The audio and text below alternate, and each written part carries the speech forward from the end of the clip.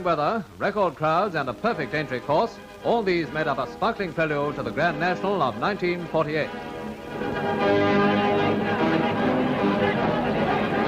Fashions, as always, had their own place in the sun, but only a fraction of the normal motor traffic had its place in the car park.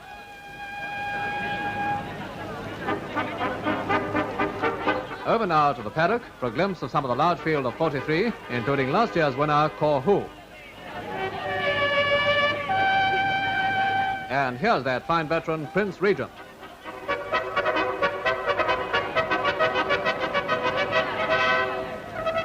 Now a look at the weighing-in room, where the final check-up's in full swing as the time of the big event draws near.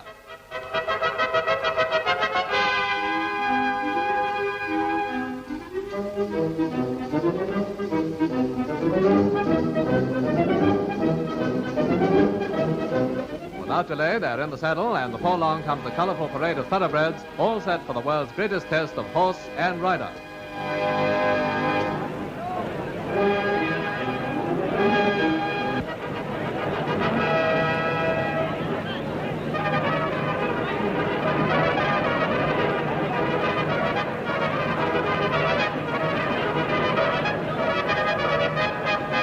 Over at the start, the final tense moments drag by as they get into line. Another pause, and they're off. A sweeping cavalry charge and a brave challenge to the 4.5 dangerous miles ahead. First to break the line is Loch Con, with Sheila's Cottage, Gormanstown, and Happy Home thundering ahead as they approach the first fence.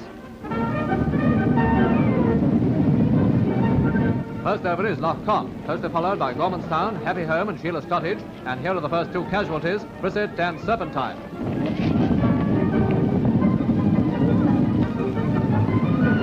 Jump number 3, and somebody else comes to grief as Loch Con continues to make the pace.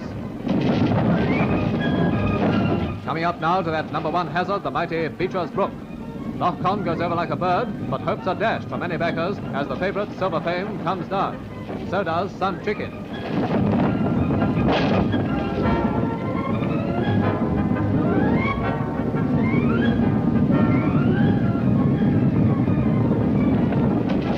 On they go to the canal turn, and it's Clontarrick in the lead. Sir John, Happy Home, Loch Con, Schubert, and Ulster Monarch following. And here's where another jockey parts company with his mount.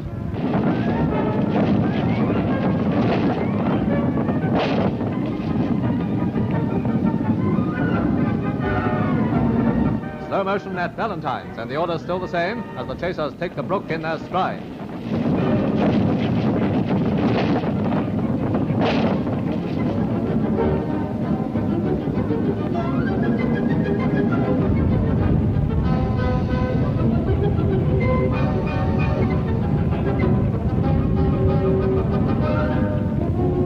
Jump 13, Clontarrick's over. No, bad luck, he's down, and a whole crowd of other challengers move to the front.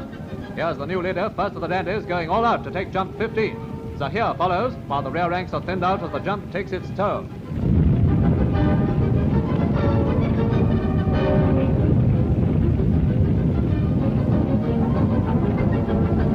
Over the water, and still the same small handful of leaders clearing the hazard in immaculate style. Round the bend and the start of the second circuit. First of the dandies, 2 lengths ahead. Zahir, Happy Home, Sheila's Cottage, Roland Roy, all full of going as they take jump 17. Here we part company with another runner whose jockey lands in the fence on the right.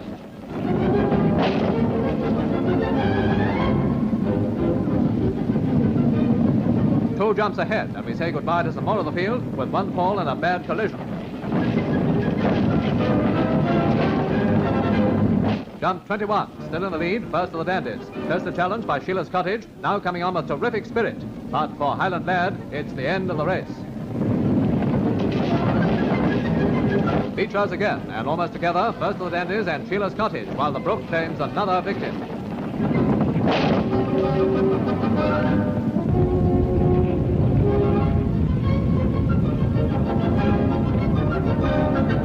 Jump 23, and again that commanding leader, first of the dandies, pursued by Sheila's Cottage and Happy Home. They're all as steady as a rock, and so it seems with an equal chance of victory as they approach the canal turn.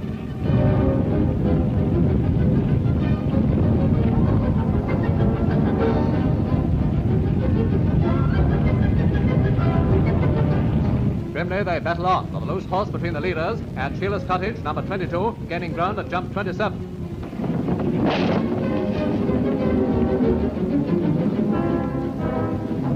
Jump 28, and Sheila's Cottage, now in second place, keeps up the game of Follow My Leader, with Zahir challenging close behind. Jump 29, and now first of the dandies feels the challenge of Sheila's Cottage close on his heels. Now came disaster for Zahir, number 30, who ran out of the course following a loose runner. The last jump, with first of the dandies and Sheila's Cottage in a breathtaking battle for the lead.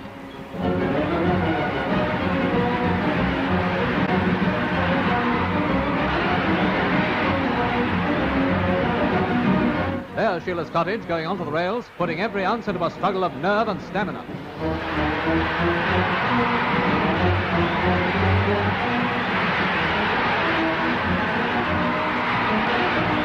Neck and neck to the last 100 yards. Somebody's going to crack, but it isn't Sheila's Cottage. Here she comes, streaking home to a spectacular win by a length, with first of the dandies and Cromwell in second and third places. What a race, and what an achievement for the first mare in 46 years to be a national winner. Whatever the racegoers thought, and they thought plenty, there's no doubt about the magnificent performance of Sheila's Cottage and her jockey, Arthur Thompson.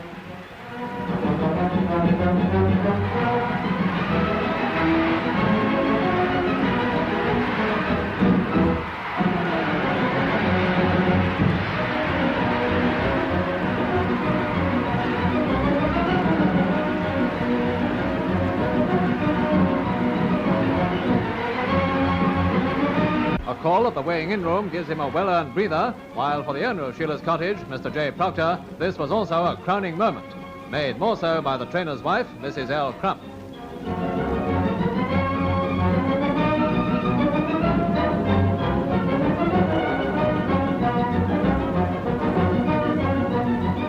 The trainer himself has a special pat for his winning charge, a very proud lady of the turf who takes her place in the Grand National's Roll of Fame.